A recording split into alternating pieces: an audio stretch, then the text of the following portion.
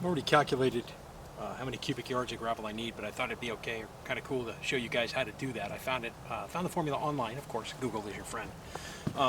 So what you just saw me measuring out there is the width and the length of the parking area, and it's actually going to come out a bit further. We discussed that before, but it's an easy rectangular shape to show you how to calculate this. So I've got 22 feet wide, and I've got 36 feet deep. So all I have to do is multiply the 22 feet. Let me pull my calculator up here.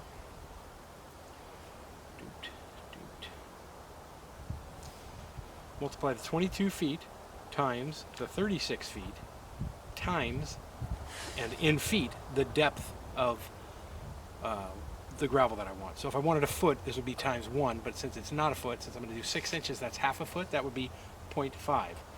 Okay? And that equals 396 cubic feet of gravel. All right, now I want to know cubic yards, because when you're buying gravel, you're usually buying it by the, dump trucks are anywhere from 10 to 14 yards, cubic yards is what they're talking about, of product. So I'm going to divide that by 27 to get cubic yards, and that's going to equal 14 2/3. Okay, so 14 2/3 cubic yards. So to cover that one area that we have right there, the 22 by 36, 6 inches deep, is basically going to be a little over one dump truck full of gravel to cover that area 6 inches deep. And 6 inches deep is,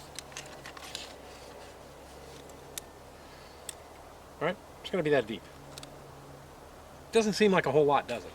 Well, it's always easier to go on the short side and add more later than it is to go more than I actually need. And I am on a budget on this thing. I've discussed it before. I'm trying to build this thing all in cash.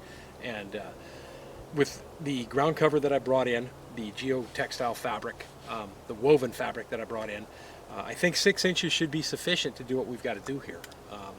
And if it's not, then next spring, of course, I can always have more rock brought in. The main thing I'm really worried about is getting that area leveled out over there and smoothed out so that I can park there and I can put the fifth wheel trailer there so that it'll be stable. The driveway itself, I can go ahead and add rock to, but we get to a certain point here in this area of Alaska where I'm at, where everything freezes solid. And at that point, you're not going to tear the ground up anymore. You'll be lucky to get to the ground. So that's what I'm out here doing today. It is Friday, August 28th, and I'm going to air this video on Monday, August 31st, last day of the month. And while I won't actually have gravel coming in here, I will show you how I'm going to lay this material out and give you a good example of what it looks like and how to cut it and all that fun stuff. And that should be interesting too, because I've heard it's a bear to cut. So let's get back at it, shall we? I'm going to grab a bottle of water real quick before I get started, and then we'll unroll some of that ground cloth and or that tie bar and see what we got.